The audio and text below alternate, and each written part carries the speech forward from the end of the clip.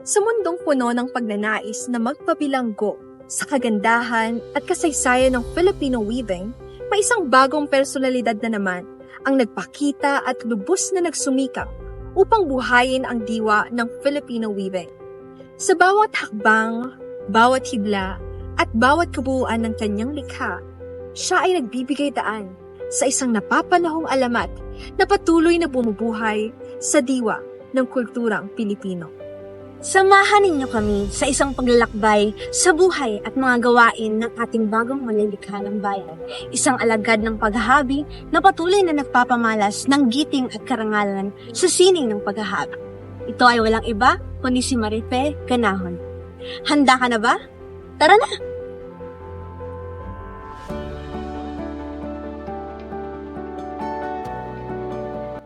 Magandang umaga, magandang hapon, at magandang gabi sa inyong lahat mga kababayan. Ako si Jam. At ako naman si Van. Salamat sa pagtutok sa Katotohanan Station. Kasama niyo kami ngayon upang ibahagi ang isang espesyal na balita na kamakailan lamang pinahayag. Tunay nga, Van. Kamakailan lamang, idineklara ng Malacanang ang Proclamation No. 427 kung saan kinilala ang 9 na bagong alagad ng sining at kultura bilang mga banlilikha ng bayan.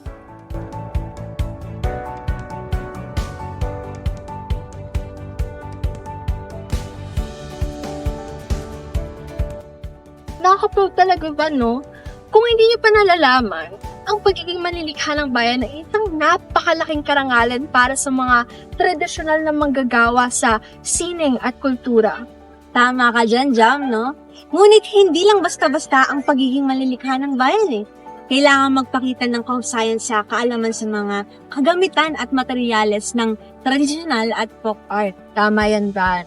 Kailangan may kakayahan sila sa paglikha ng mga gawang may ekstraordinaryong kalidad at patuloy na paglalabas ng mga likhang may angking kalidad sa loob ng mahabang panahon. Oo, at hindi lang yan, Jam. Kabilang din sa mga kwalifikasyon ang pakikiisa sa isang tradisyonal at folk art na may dokumentadong kasaysayan na hindi kukulangin sa 50 taon. Respeto at inspirasyon na dulot sa bansa sa pamamagitan ng kanilang karakter at integridad. At higit sa lahat, dapat handa silang magturo sa iba ng mga kasanayan nila sa traditional at folk arts at handa silang magbahagi ng kanilang kaalaman sa ibang miyembro ng kanilang komunidad. Totoo yan, Jam, no? Hindi madali ang pagiging malilikha ng bayan. Pero sa mga individual na tulad ni Marife Rabidas Ganahon, ito ay isang hamon na masaya nilang tinatanggap. Tama ka dyan, Pag. Si Marife Ganahon, isang Higaonon o Manglalalaho Ikam o mat weaver mula sa Malaybalay Bukidnon, ay isa sa mga katangi-tanging personalidad na naparangalan bilang manlilikha ng bayan.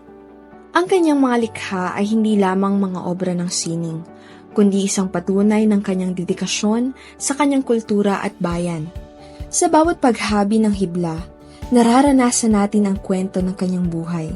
Ang bawat kibot ng kamay, isang alaala ng kanyang paglalakbay.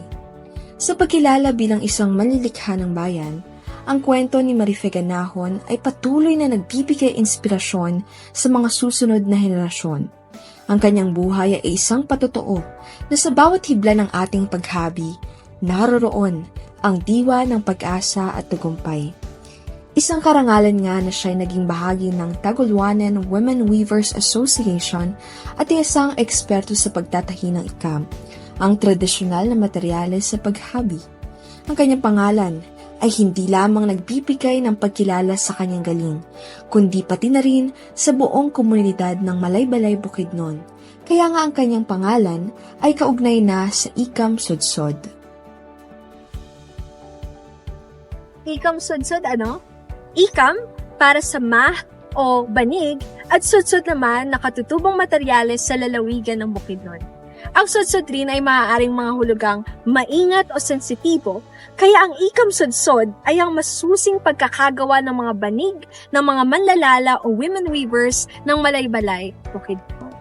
Kaya't narito, saksihan natin ang isang maikling video na nagpapakita kung paano binibigyang buhay ni Marife ang kanyang sining at kultura sa pamamagitan ng paghahabi.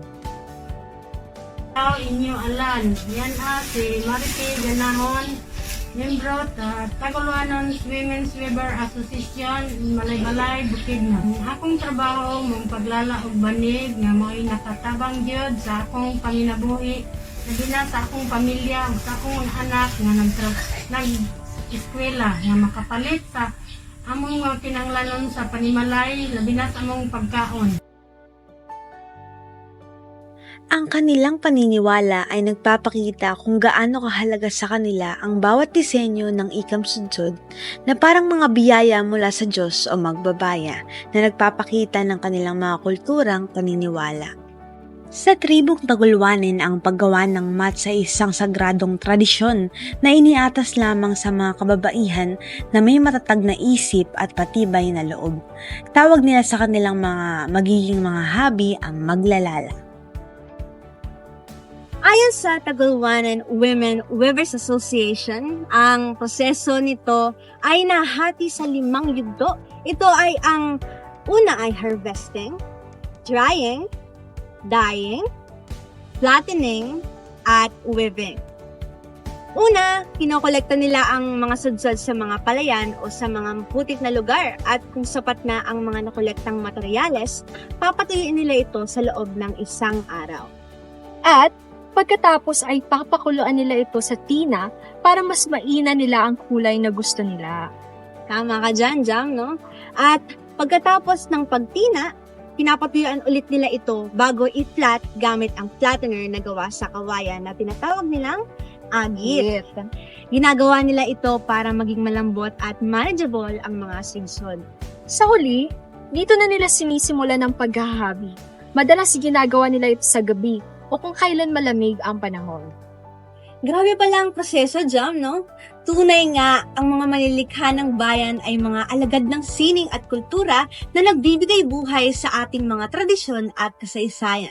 Sa pamamagitan ng kanilang kakaibang galing at husay, nagdadala sila ng kariktan at pagkakaiba sa ating bansa. Kaya nga dahil dyan, labis-labis na pasasalamat sa lahat ng mga manlilikha ng bayan sa inyong dedikasyon at pagmamahal sa sining at kultura ng Pilipinas.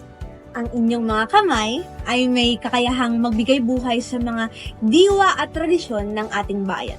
Maraming salamat sa inyong mga kontribusyon at pagmamahal sa ating bansa. Kayo ang nagbibigay kulay sa ating buhay at nagpapayaman sa ating kultura. Kung gusto niyo pang masubaybayan ang mga gawa ng ating bagong manlilikhang bayan na si Marife Ganahon, maaari niyo pong ilike ang kanilang Facebook page ng Tagulwanan Women Weavers Association.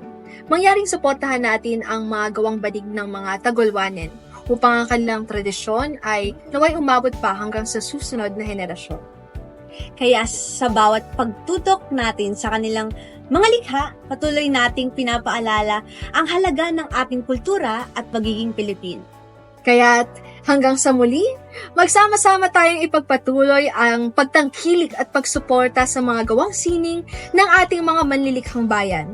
Ito ang Katotohanan Station, nagpapatuloy sa pagbibigay liwanag sa mga natatanging kwento ng buhay ng mga taong may mahalagang kontribusyon sa ating bansa.